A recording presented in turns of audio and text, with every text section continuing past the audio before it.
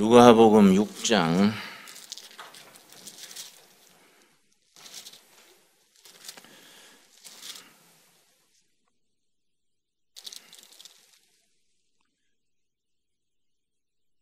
20절 말씀. 누가복음 6장 20절에서부터 누가복음 전체를 평지수훈 그럽니다. 마태복음 5, 6, 7장은 산상수훈, 산 위에서 베푸신 교훈, 산상수훈이라 하고, 누가복음 6장을 평지수훈, 들에서 평지에서 전하신 교훈이어서 평지수훈이라 하는데, 마태복음이 더 길고 자세하고 누가복음은 좀 줄여서 짧게 하셨는데 내용이 비슷하면서도 차이가 있습니다.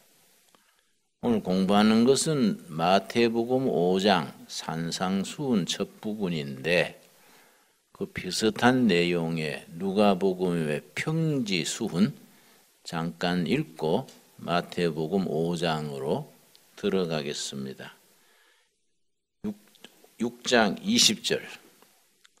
예수께서 눈을 들어 제자들 보시고 이르시되, 산이 아닌 평지에서 예수님이 제자들에게 이르셨습니다.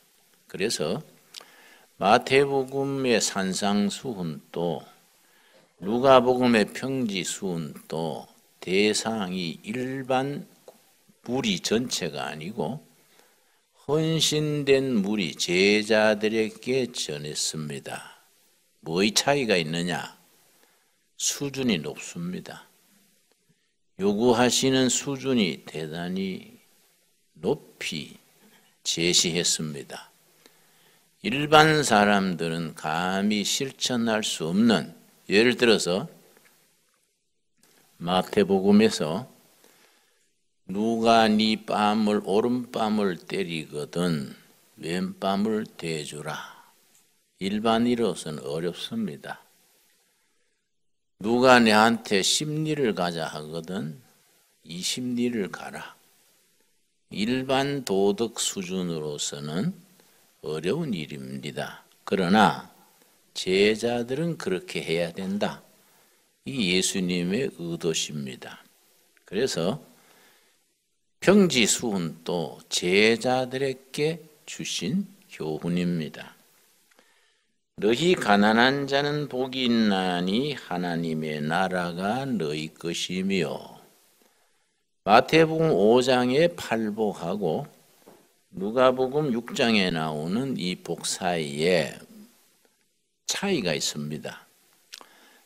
마태복음 5장의 팔복의 첫 번째는 심령이 가난한 자는 복이 있나니 천국이 저희 것입니다 하셨는데, 누가복음 6장의 평지수훈에도 가난한 자의 말씀이 첫머리에 나오는데 다른 것이 뭐냐? 너희 가난한 자는 복이 있나니 하나님의 나라가 너희 것입니다. 마태복음에 나오는 심령이 가난한 자, 심령이 빠졌습니다. 그냥 가난한 자는 복이 있나니 천국이 가난한 자들의 것이다. 이렇게 시작이 됩니다.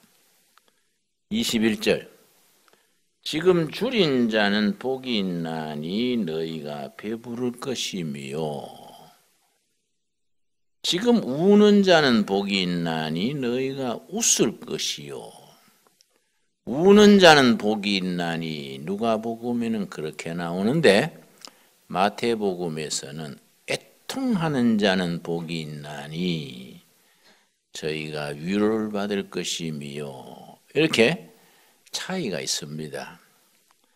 자, 이런 평지수훈을 우리가 나중에 따로 공부하기로 하고, 마태복음 5장 1절, 마태복음 5장 1절 산상수훈을 우리가 공부하겠습니다. 산상수훈은 인도의 마하트마 간디가 지적한 대로 천국의 헌법이다. 미국에는 미국의 헌법이 있고 한국에는 한국의 헌법이 있듯이 천국에도 헌법이 있다면 가상이지요. 헌법이 있다는 얘기가 아니라 그만큼 강조하는 겁니다. 마태복음 5, 6, 7장 산상수훈이 천국의 헌법이 될 것이다. 그만큼 이 본문이 중요하다는 얘기지요. 모든 종교의 가르침에 압축된 내용이다. 그렇게 일러줍니다. 5장 1절 예수께서 무리를 보시고 산에 올라가 앉으시니 그 다음 뭐라 그랬습니까? 제자들, 대상이 제자들입니다. 무리 전체가 아니고 제자들이 나온지라. 제자와 그냥 교인과의 차이가 있습니다. 교인은 그냥 철치 멤버, 교회 다니는 사람이고 제자는 말씀으로 훈련이 돼서 헌신된 교인이 제자입니다. 그래서 신약 성경에 그냥 믿는 자, 성도 이건 별로 많이 안 나옵니다. 성경에서 공식적으로 믿는 자란 말은 2번밖에 나오지 않습니다. 성도란 말도 불과 한 20-30번 나옵니다. 근데 제자란 말은 265번. 제자란 말이 계속해서 나옵니다. 그래서 예수님과 초대교회에서 언급한 중심은 제자입니다. 제자. 말씀으로 훈련된 교인. 그래서 훈련이 디시플린이고 제자가 디사이플이어서 같은 단어를 씁니다. 예수님의 제자란 무슨 말이냐? 스승이 하신 대로 그대로 따라하는 것이 제자입니다. 예수님의 제자란 말은 예수님의 삶, 가르침, 그걸 본받아서 그대로 이어가는 사람들이 제자입니다. 그 제자가 되려면은 훈련을 거쳐야 되기 때문에 같은 단어를 쓰는 겁니다. 훈련이 디시플린, 제자가 거기서 뿌리를 둔 디사이플인데 훈련에는 2가지가 있습니다. 영어로는 트레이닝, 디시플린 둘이 있는데 트레이닝은 운동선수들이 훈련하는 거, 기술 훈련하는 거, 전문가의 훈련을 트레이닝이라 그러고 디시플린은 사람 되게 하는 전인적인 훈련, 부모가 자식을 훈련시킨다, 스승이 제자를 훈련시킨다 할 때 디시플린입니다. 그래서 그냥 기능적인 기술적인 훈련 받은 사람이 예수님의 제자가 아니라 사람답게 사는 훈련을 말씀과 기도로 훈련된 교인이 제자입니다. 그 제자들에게 예수님께서 복을 가르쳐 주십니다. 2절 입을 열어 가르쳐 이르시되 3절 심령이 가난한 자는 복이 있나니 천국이 그들의 것이며 여기서부터 8가지 복, 8복입니다. 8복 혹은 9가지 복 끝에 한 가지를 따로 더 붙여서 9복, 8복 그럽니다. 그러나 9번째 복은 좀 부속된 그런 부록 비슷한 감이 있어서 8복을 얘기합니다. 그런데 영적으로 깊이 묵상을 해보면은 이 8복의 순서 자체가 아주 오묘합니다. 순서 하나하나가 전문 상담 심리학 하는 분들은 어쩌면 그렇게 첫째 복에서 8째 복까지 심리학 전문 연구한 것에 기막히게 그 깊이가 일치한다는 겁니다. 그 예수님의 가르치심을 깊이 깊이 들어갈수록 놀라게 됩니다. 첫 번째 복이 심령이 가난한 자는 복이 있나니 천국이 그들 것이며 이렇게 나오는데 성경 원문은 복이 있도다 심령이 가난한 자들이여 천국이 그들의 것이미로다. 본문은 그렇게 되어 있습니다. 이걸 산문으로 번역을 하면서 문장 형태를 고쳐서 지금 이렇게 좀 밋밋하게 나옵니다. 그 원문이 훨씬 더 실감이 나지요. 복이 있도다 선포해 놓고 심령이 가난한 자들이여 어떤 복이냐? 천국이 그들의 것이미로다 이렇게 나가는데 자 복이 있도다 이 성경 헬라어 원문의 마카리오이입니다. 마카리오이 복이 있도다를 영어로는 뭐라고 번역했느냐 하면은 Blessed are the poor in spirit. Blessed 복이 있도다. Blessed 이 bless란 말을 의미를 깨달아야 합니다. bless 복이 있다. bless God bless you 하나님이 당신을 축복하시옵소서 그 말이죠. bless가 구약의 히브리어에서는 무슨 의미냐? 피 흘려 제단에 바친다 그 뜻입니다. 자기 목숨 바쳐서 피 흘려서 내 모든 것을 하나님의 제단에 바치는 제사 이 번제입니다. 번제 불태워서 모두 바치는 것이 브레스 복의 오리지널한 근본의 의미입니다. 그게 왜 중요하냐? 진정한 복은 뭐냐? 잘 먹고 잘 사는 그런 걸 생각하는 것은 저급한 단계, 육적인 복이다 이것이요. 영적으로 하나님 앞에서 진정한 복은 뭐냐? 내 자신의 전체를 모두 바칠 때 그때 오는 복이 브레스입니다. 브레스. 그래서 브레스라는 단어의 근본 의미가 피 흘려 제단에 다 바친다. 거기서 복이 시작된 겁니다. 굉장히 영적인 의미지요. 언제 우리가 가장 행복하고 가장 복을 누리느냐?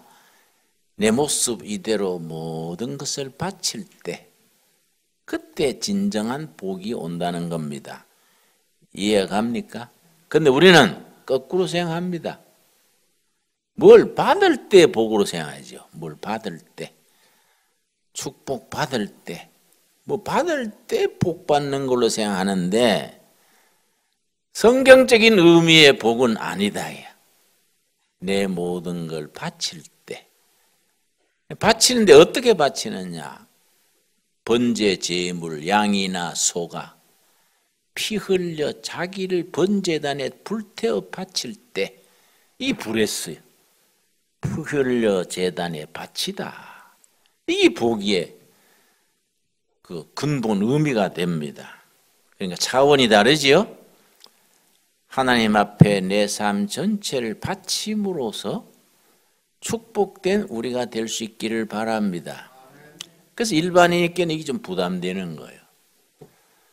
예수 믿고 복도 받고 잘 살아야지 다 바치라 하면 어떡하나? 부담되는 거죠. 다 바치라는 거이. 그러나 그 사람에게 하나님이 모든 것을 채워주신다. 상당히 이 성경은 참 읽을수록 깊이가 있지요.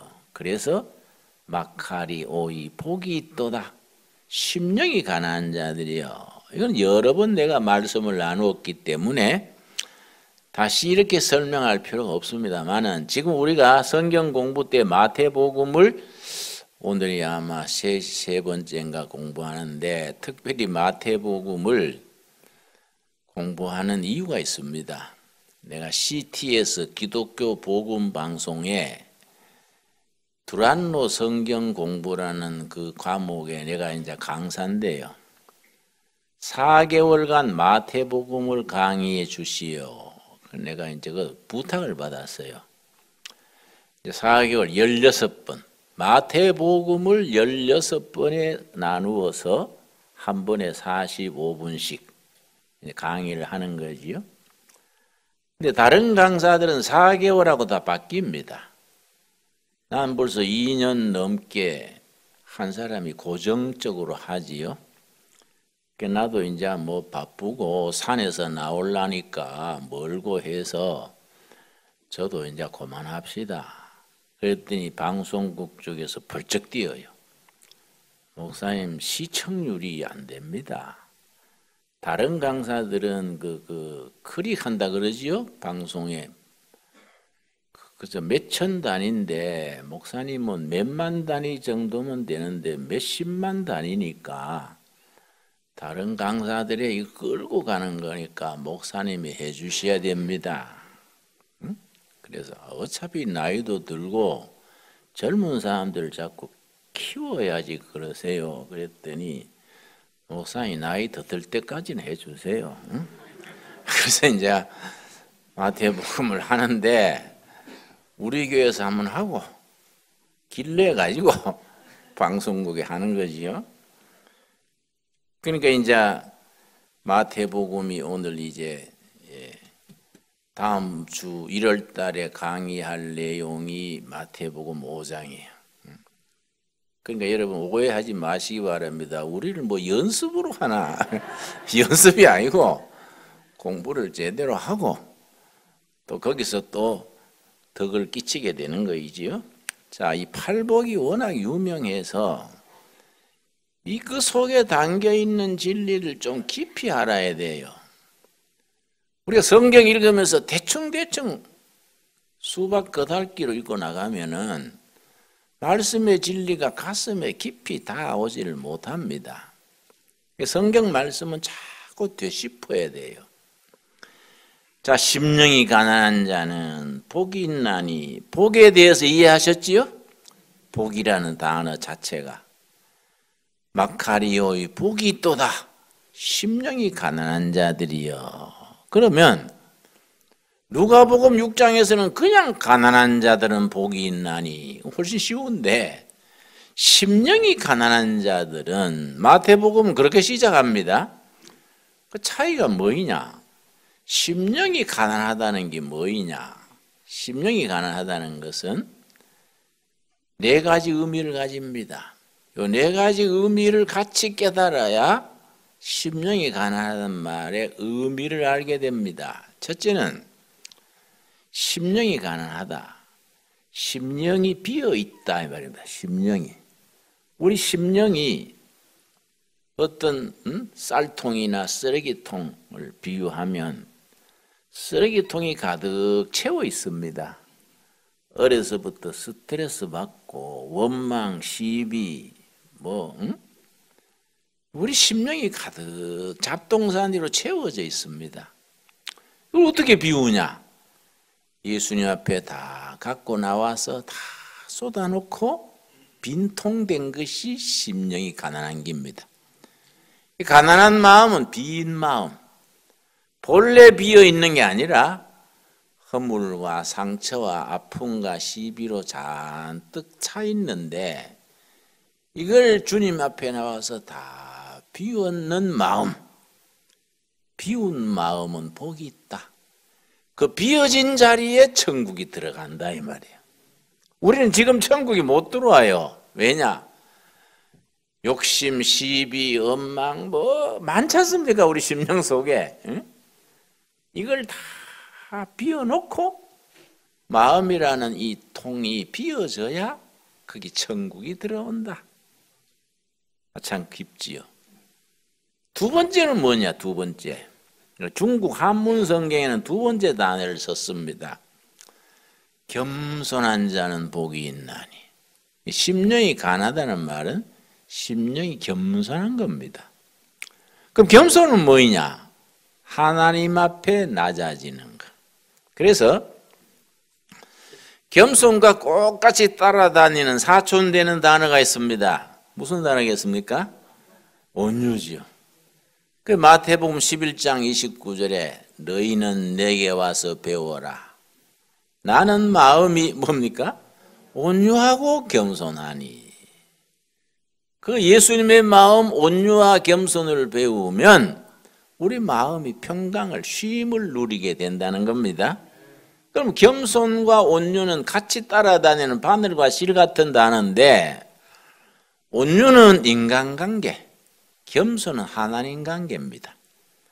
하나님 앞에 겸손은 자기 자신이 낮아지는 것. 하나님, 나는 아무것도 아닙니다. 나는 참 보잘것없는 허물이 많은 인생입니다. 하나님 앞에 낮아지는 거예요. 온유는 인간관계 부드러운 겁니다. 인간관계 아주 부드러운. 그래서 상대방이 뭔 소리 해도 그냥 받아들이는 겁니다. 부드러우니까. 내가 만든 말이 있습니다. 스폰지 목회. 스폰지. 목사는 스폰지 같은 마음이 돼야 된다. 교인들의 원망, 시비, 깡다구 다 스폰지가 물을 받아들여서 물을 품고 가만히 품고 있듯이 그걸 다 받아들여야지. 아, 교인을 갈봐가지고 집사가 목사인데 그런 말 할 수 있냐? 손 좀 봐야 돼. 이러고 이게 이제 안 되는 거지. 온유가 안 되는 거지요. 온유는 스폰지와 같이 다 받아주는 겁니다. 가정에도 남편이 회사 갔다 와가지고 집에 들어올 때는 쉬러 오지 않습니까? 회사에서 스트레스 받아가지고 잔뜩 지쳐서 집에 왔는데 들어오자마자 부인이 바가지 긁으면 참 불쌍한 사나이지요. 갈 데가 없지 않습니까? 아파트에 뛰내릴 수도 없고. 응? 그러면 그 사람이 점점 망가지는 거예요. 그러면 이제 받아줘야 되는 거예요. 스폰지가 돼줘야 되는 거예요. 아이고 당신 응? 직장 생활에 수고했지요. 처자식 위해서 참 힘듭니다. 뭐 좀 부드럽게, 온유지 온유. 부드럽게 받아줘요. 그래야 되는데 뭐 서로 부딪히는 거이죠. 그러니까 이 가정이 피곤해지면은 어디 가서 쉬겠습니까? 그러니까 온유와 겸손은 항상 따라다니는 거예요. 하나님 앞에 뭐라고요? 겸손. 인간관계, 온유. 온유와 겸손을 예수님한테 배워라. 그러면 너희 마음이 쉼을 얻게 된다. 참 귀한 말씀이지요. 자, 세 번째 온유는 뭐이냐? 깨끗한 겁니다. 깨끗한 거. 미스터 크린, 미세스 크린. 깨끗한 마음. 근데 뭐 얼룩지고 막 때묻고 막 상처 있고 이 마음이 예수님 앞에 나와서 깨끗해지는 겁니다. 이게 가난한 마음입니다. 가난한 마음. 가난한 마음. 네 번째 심령이 가난한 게 뭐냐? 자기 있는 그대로 맡기는 겁니다. 맡기는 거. 내 모습 그대로 맡깁니다. 그 마음이 복이 있다. 다 우리 주님한테 맡길 때 거기에 천국이 채워지는 거이다. 이해가 갔습니까? 그래서 팔복 한 가지 한 가지가 참 기막힌 의미를 가지지만은 첫 번째, 심령이 가난한 자는 복이 있도다. 복이 있도다. 심령이 가난한 자들이여 천국이 그들의 것이로다. 아주 깊이가 있어요.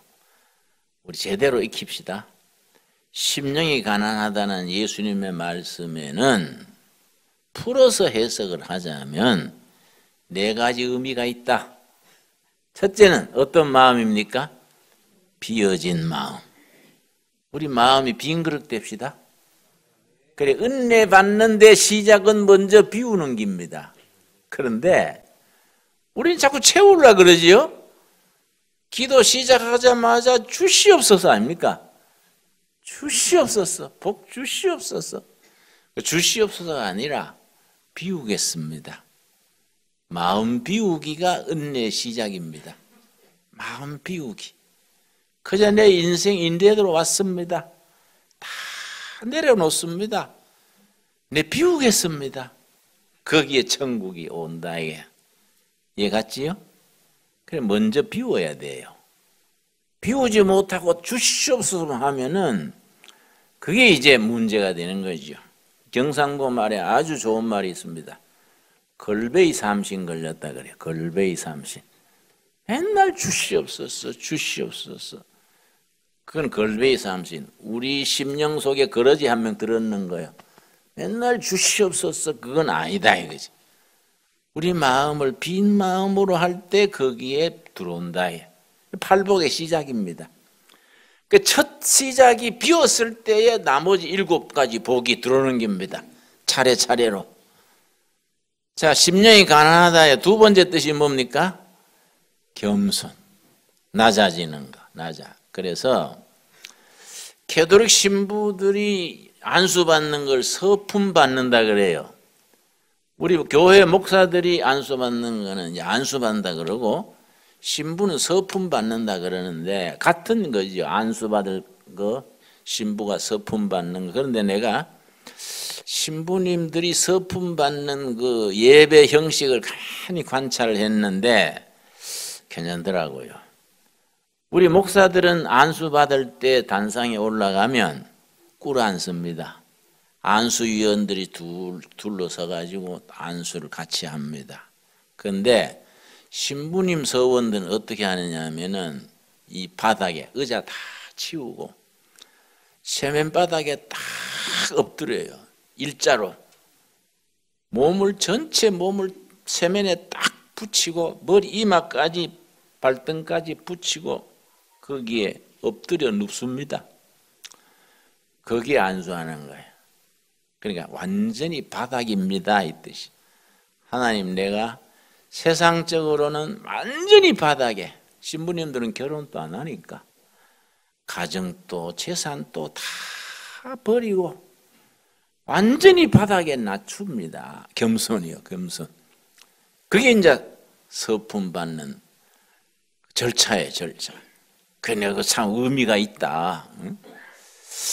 그런데 우리 교회에서 그렇게 해보면, 목사 안수 받을 때 그렇게 해보면 어떨까?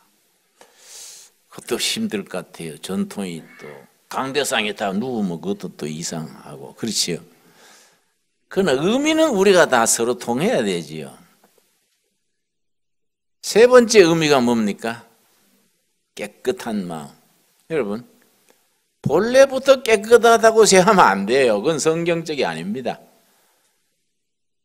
살아가면서 엉망, 시비, 허물과 죄가 쌓이고 쌓였는데 그걸 예수님 앞에 갖고 와서 다 쏟아놓고 없던 걸로 인정받은 게 깨끗한 거지요. 이게 복입니다. 복. 그 영적 절차. 그래서 피 흘려 모든 것을 제단에 바치는 사람. 그게 제사의 기본이고 그게 다 깨끗해졌을 때 천국이 그 깨끗한 자리에 들어간다. 이해가셨지요? 네 번째 뭐라 그랬습니까? 내 모습 있는 대로 다 바치는 거. 그래서 미국의 무디라는 유명한 부흥사가 있습니다. 초등학교 1학년 중퇴인가 그래요. 직업이 구두 수선하는 걸 했습니다. 근데 은혜를 받았어요. 그래서 복음 전도를 열심히 했는데 무슨 원칙을 세웠냐면은 나는 하루 한 번씩 꼭 전도한다. 어떤 일이 있어도 하루 한 번 전도한다. 그걸 실천을 했는데 하루는 바쁘게 지나고 잠자리에 누웠는데 아차 오늘 전도 안 했구나. 하루 종일 바빠가지고 전도를 못한 거예요. 뻘떡 일어나가지고 잠옷 입었다가 대충 옷 입고 밖에 나가니까 밤 11시가 넘었는데 길거리에 사람이 없는 거예요. 뭐 사람을 만나야 전도할 거 아닙니까? 그래서 어디 사람 없나 하고 한참 갔더니 술이 이만큼 취한 술꾼이요. 골목에 비틀비틀 가는 거예요. 옳지 사람 만났다. 그 옆에 가가지고 회개하고 예수 믿으시오. 소리를 빽 질렀는데 이제 깜짝 놀래가지고 확 다 했는데 오늘 하루 전도했다 하고 지어 잔 거예요. 그걸로 끝냈는데 한 5년 뒤에 어떤 집회에 갔는데 어떤 분이 무디 선생님 저 모르시겠지요? 저 모르겠는데요 하니까 5년 전에 밤중에 내 술 먹고 길 가는데 회개하라. 그러니까 기억나세요? 예, 기억납니다. 그랬더니 내가 그 사람 그 본인인데 집에서 누웠더니 자꾸 소리가 귀에 들어와가지고 잠이 안 오더래요. 아무리 잠자게 해도 자꾸 그 소리가 들리는 거예요. 그래서 무릎을 꿇고 회개하고 술 끊고 그 뒤에 아주 건강한 사람이 된 거예요. 그 감사하다고 그 얘기하는 거예요. 참 이런 게 우리가 그런 중요한 얘기지요. 그런데 그 무디가 하버드 대학 신학교에 가서 설교를 했습니다. 하버드 대학. 하버드 대학은 1570 몇 년에 청교도들이 미국에 이민 가가지고 세운 목사를 기른다고 세운 학교가 하버드 대학입니다. 하버드 대학의 시작이 하버드 신학교고 하버드 대학의 모체지요. 청교도들의 영적 지도자 키운다고 시작한 학교가 하버드인데요. 하버드 신학교에 가서 설교를 했는데 이 사람이 공부를 안 했으니까 자꾸 틀리는 거예요. 신학교 교수가 하도 틀리니까 헤아렸습니다. 도대체 설교 한 번에 몇 번 틀리나? 중간에 세기 시작에도 28번 틀린 거예요. 설교 마친 뒤에 그 교수가 무디 선생 만나서 무디 선생님 좀 공부하시고 준비를 좀 하셔야겠습니다. 설교에 하도 틀려서 내가 몇 번이나 틀리는가 헤아렸는데 28번이나 틀렸습니다. 그러니까 무디가요 늠름하게 말하는 겁니다. 감사합니다. 그것밖에 안 틀렸습니까? 정말 감사합니다. 내 주제에 100번도 더 틀릴 텐데. 그런데요 교수님, 나는 설교 한 번에 28번 틀리는 실력으로 열심히 복음 전하는데 선생님은 내 설교에 28번 틀리는 그 집어내는 실력과 뭐하고 계시지요? 당신은 놈이 틀리는 걸 헤아렸지 영혼을 구원하는데 뭘 바치냐 이거요. 맞는 말이지요? 진짜 우리가 뭔가 자기 있는 자리에서 헌신하고 있는 그대로 바쳐질 때 하나님이 사용하시고 복 누리는 시작이 되는 겁니다. 자, 그런 사람에게 천국이 들어간다. 그 다음 뭡니까? 두 번째 4절 말씀. 애통하는 자는 복이 있나니 그들이 위로를 받을 것이며, 이 애통한다는 말은 보통 슬프다가 아니에요. 인생이 느끼는 최고의 슬픔, 뼈를 울리는 슬픔, 뼛속 깊이 파고드는 슬픔이 애통입니다. 애통.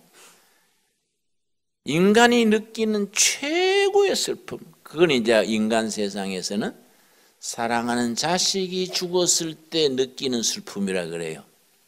사랑하는 아들, 딸이 어려서 죽을 때 부모가 억장이 무너지지요. 그 슬픔이요 이게. 그런데 이 애통하는 자가 복이 있다. 그런데 이 성경의 의미는 누가 죽어서 물질 읽어서 너무 서러워서 우는 게 아니고, 성경적인 애통은 뭐이냐? 자기 자신에 대한 절망이야. 아, 내 인생이 왜 이럴까? 나는 왜 해야 될 것은 안 하고 안 해야 될 것만 골라서 할까? 이 슬픔이요. 내가 왜 이렇지? 왜 내 인생은 왜 이렇게 오그라들어가지고 하나님이 기뻐하시는 거는 일부러 안 하고 하나님이 하지 말라는 건 찾아서 할까? 이게 애통이에요, 애통. 자기 자신에 대한 절망, 자기 자신에 대한 좌절, 이게 애통하는 자입니다. 그래 일반적으로 생활하고 차원이 다르지요? 그냥 슬픈 게 아니다, 이게. 자기 자신에 대한 슬픔. 나는 왜 이럴까? 왜 세월이 가는데 철은 들지 않고 해야 될 일은 굳이 안 하고 안 해야 될 것만 굳이 할까? 내가 왜 이렇지? 난 정말 대책 없는 인생이다. 이게 애통하는 자예요. 그렇게 애통할 때 하나님이 네 그 마음이 내가 이해하겠다. 내가 너를 위로하고 받아준다. 그 애통하는 마음에 하나님의 위로가 임한다는 거예요. 그런 위로가 우리에게 넘치게 임하게 되기를 바랍니다. 자, 그 다음에 세 번째. 온유한 자는 복이 있나니 그들이 땅을 기업으로 받을 것이며 온유한 자. 복이 있도다 마카리 오이 복이 있도다 온유한 자들이여. 온유한 자들에게 무슨 축복이 온다고요? 땅을 기업으로 받을 것입니다. 여러분 부동산 늘린다 그 얘기 아닙니다. 집을 사게 되고 땅 사게 되고 그런 차원이 아니고 땅의 역사의 주인이 된다 그 말입니다. 미래의 주인이 된다. 여러분 우리나라가 남한 북한이 갈려진 지 세월이 많이 갔지 않습니까? 이제 통일한국 시대가 되면 북한은 지금 남한 땅을 차지하려고 그러고 남한은 북한을 자유통일시키려고 그러고 오절 말하면 온유한 자들이 통일 후에 한반도의 주인이 된다. 대단히 중요한 말이지요.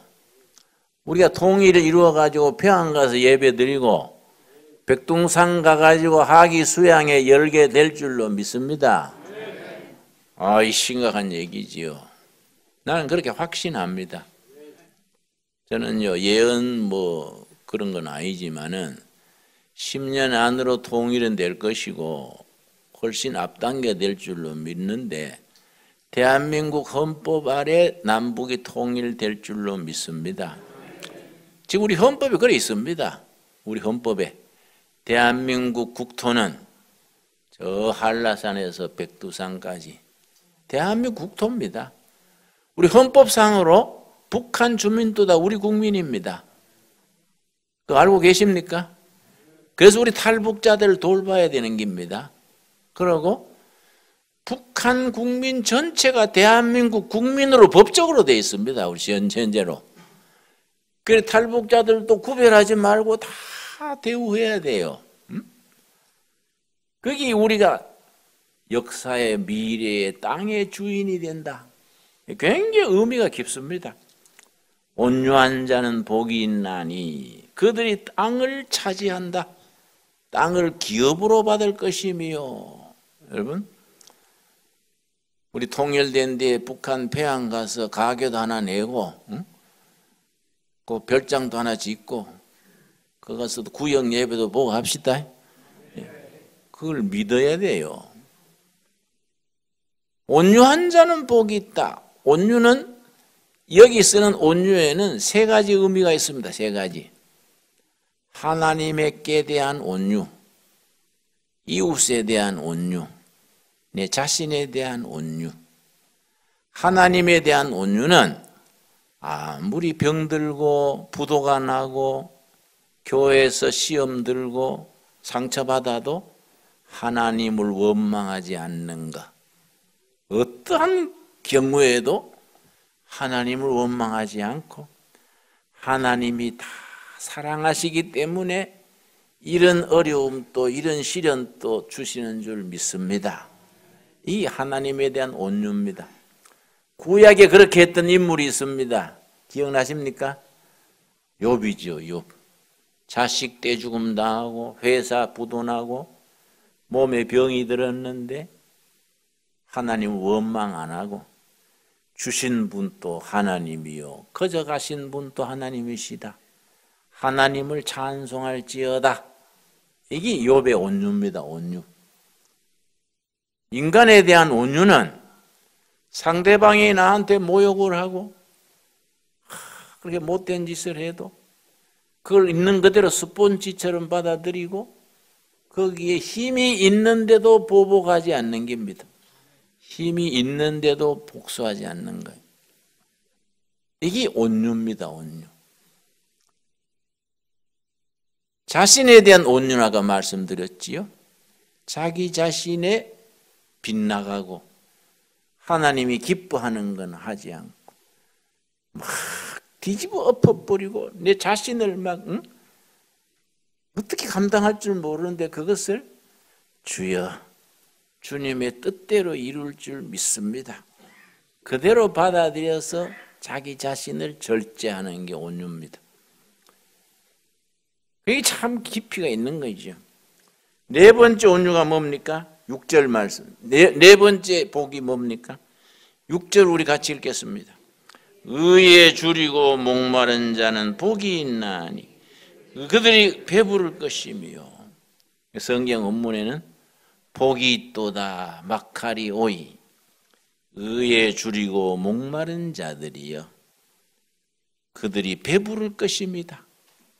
그래서 이 네 번째 복에 대해서 우리 70년대, 80년대 우리가 한참 데모할 때 우리 데모하는 구호가 있었습니다. 그걸 김지아 시인이 쓴 시에서 따왔는데요. 70년대 민주화 운동 데모하던 때 그 구호가 타는 목마름으로, 김지아가 쓴 시입니다. 타는 목마름으로. 이게 의로운 일에 의로운 나라, 나라다운 나라, 정의로운 사회를 건설하기 위해서 타는 목마름으로. 이게 의에 줄인 겁니다. 이게. 하나님이 기뻐하시는 삶, 인간다운 인간, 정의로운 사회를 이루기 위해서 타는 목마름으로 갈급해 있는 사람, 그 사람이 복 있는 사람이다. 그 사람에게 어떤 복이 있느냐? 그들이 배부를 것이다. 이거는 뭐 많이 먹어서 과식하는 걸 말한 거 아닙니다. 괜히 배불리 먹어가지고 뭐 잘 먹고 잘 산다 이게 아니고 그 사람들의 부르짖는 목마른 그 목이 그런 사회, 그런 미래, 그런 인생이 채워지게 될 것이다. 하나님이 그 부르짖는 그 부르짖음을 넉넉하게 채워주실 것이다. 그래서 이 의에 줄이고 목마른 자에 대해서 가장 성경의 대표적인 구절이 있습니다. 누가복음 15장 11절 찾아보겠습니다. 누가복음 15장 11절이 의에 줄이고 목마른 자들에 대한 성경적인 가장 예입니다. 누가복음 15장 11절 말씀. 11절, 15장 11절. 또 이르시되 어떤 사람에게 두 아들이 있는데, 그 유명한 탕자의 비유입니다. 두 아들이 있는데 맏아들은 아주 모범생이고 둘째 아들이 허랑방탕해서 자기한테 배당금 유산을 다 받아가가지고 술 먹고 흥청망청하고 다 써버립니다.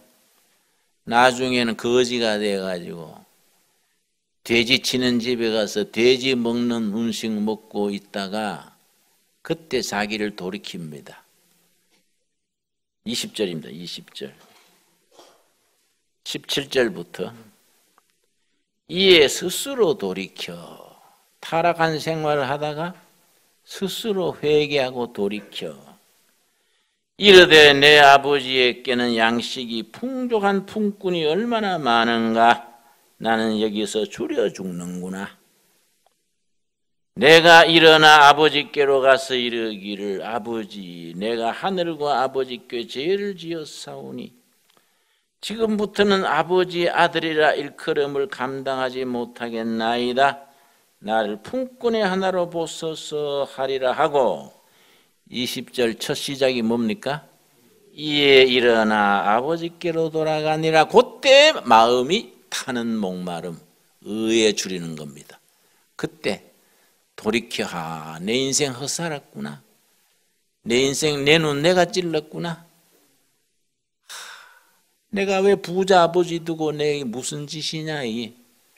내 인생 내가 망가뜨렸구나. 아버지 밑에 가서 내가 아들이라 하지 말고 품꾼의 하나로 받아들여 해야지. 아버지께로 돌아오는 그 마음, 의에 줄이고 목마른 겁니다.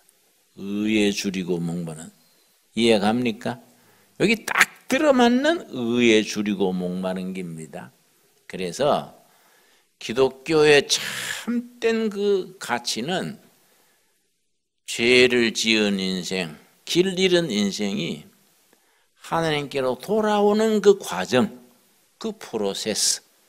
이 기독교 신앙의 가장 핵심입니다. 핵심. 탕자 아들이 돌아오는 과정. 여기 의에 줄이고 목마른 겁니다. 그래서 우리가 지금까지 어떻게 살아왔든지 다 인생살이 연습한 걸로 치고 이제부터 잘해봐야지. 올해도 이제 며칠 안 남았으니 못된 생각, 못된 짓 하던 것도 이제 하루 남았습니까?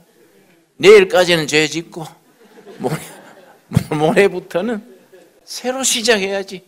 새로 시작해야지. 여기 의에 줄이고 목마른 겁니다. 하나님께서 그를 받아주셔서 배부르게 넉넉하게 영적 충만으로 인도하신다. 그런 복을 우리가 함께 누릴 수 있기를 바랍니다. 오늘 거기까지 기도하겠습니다. 하나님, 오늘도 거룩한 날, 나의 날이니 거룩히 지키라 명하신 뜻을 받들어 오늘 예배를 드리고 성도의 식탁 공동체를 나누고 이 시간 마태복음 5장의 산상수훈 첫머리 8가지 복을 공부했습니다. 복이 있도다. 심령이 가난한 자들이여 천국이 그 마음에 들어간다 하신 말씀, 우리 자신이 삶에서 실천케 하여 주시옵소서. 애통하는 자가 복이 있다 했습니다. 내 자신이 못난 것, 해야 될 것은 굳이 안 하고 안 해야 될 것을 찾아서 하는 이 못난 인생을 용서하시고 우리로 하여금 하나님의 위로가 있게 하여 주시옵소서. 예수님 이름 받들어 기도드렸사옵나이다. 아멘.